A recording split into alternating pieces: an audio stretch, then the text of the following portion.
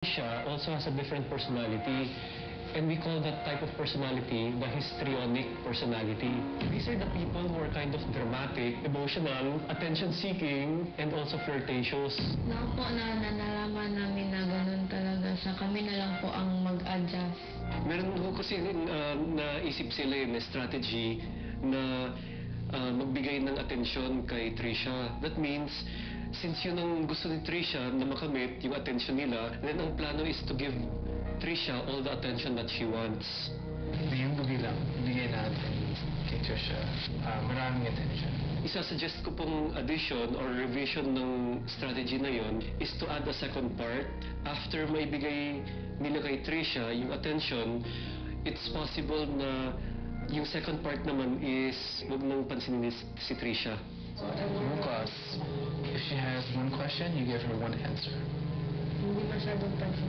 No long conversations, leave. Anong magiging epekto nito? Yung first part po, the intention is ma-feel ni Trisha yung attention na gusto niyang ma-experience. Now, since naibigay na niya yun, mas ma-feel niya yung withdrawal of attention. And then, yung tunay na pag-uugali niya, yung pagiging attention seeker niya, mas lalabas kapag withdraw. Kasi if she keeps on interacting with yung housemates, baka hindi niya makita yung yung mga kamalian niya. She'll always blame others, she'll accuse others. Kailangan lang na umpisahan because we've tried different strategies to help her. We've tried confronting her. If these strategies in trying to help her don't work, then we have to try new strategies. Gaano katagal naman ito mangyayari? I think Big Brother, siguro mga 1 or 2 days, at most 3 days.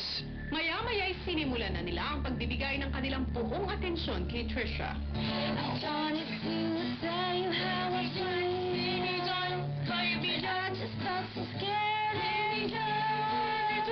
What are the bad effects? Probably, she'll feel hurt sa umpisa, she'll feel confused.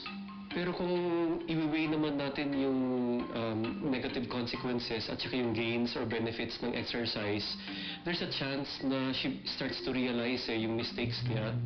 And kung ma-realize niya yun, then it will be a lifelong learning para sa kanya. Ito ba ay naunawaan din kaya ng mga housemates niya? All of the housemates know what it feels like to have Trisha around. They're trying to be nice to her.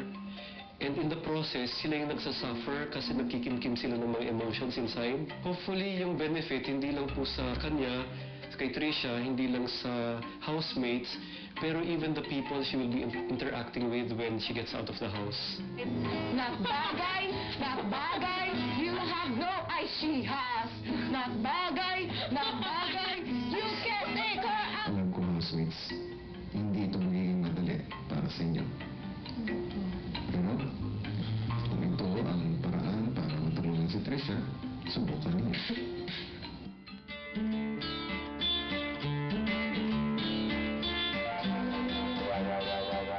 Magkakasama na ang ibang mga housemates habang hinayaan nila si Trisha na matulog pa rin. Pero maya-maya lamang, nagparamdam na si Trisha sa kanila. Sabi ko,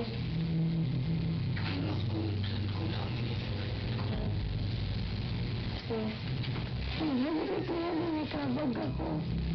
Kasi masakit siya ko. Kuya, Diba? si Trisha po, may kabag po to.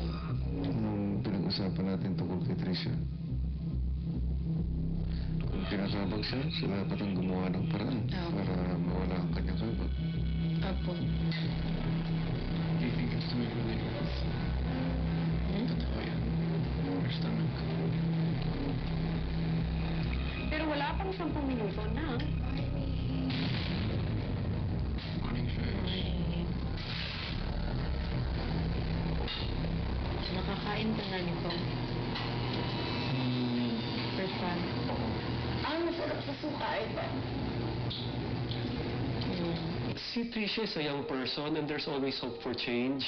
Pero change always starts with self-awareness And then, ang susunod dun after the self-awareness is yung commitment to change. with Trisha kasi, ang nangyayari is she just keeps on saying that she'll change, pero wala namang follow-through or commitment. And in the process, yung mga housemates medyo na-frustrate because, they're the ones feeling yung effects ng behaviors ni Trisha.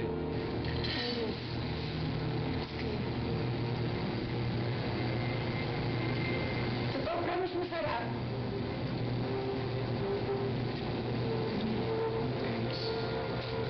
Para mapanindigan ang pag-iwas kay Trisha, nag-ensayo na lang ang mga housemates para sa kanilang weekly task.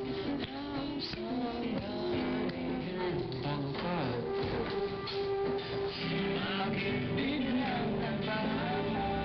Dance in the beat, she can sing every night. I can but they write me stupid songs. Pero mukhang may ilang housemate na hirap iwasan si Trisha. It's for her own good po naman. Pero minsan po parang medyo nakakaawa po. Kasi parang feeling ko binabackstab namin siya. Pero hindi naman po namin gusto yun. Hello. Sinubukan namin mag-avoid. Pero po lagi po niya akong tinatawag. Ganun. So, medyo mahirap po.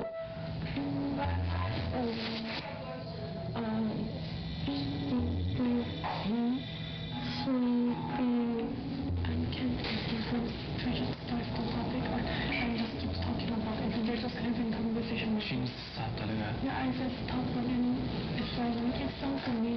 Tara. Because Anne isn't doing what we're all doing. She's giving her attention.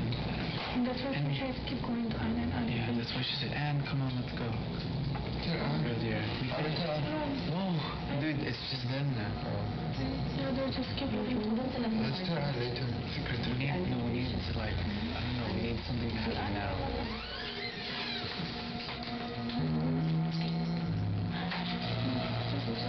When she says something, just stop doing that and back it.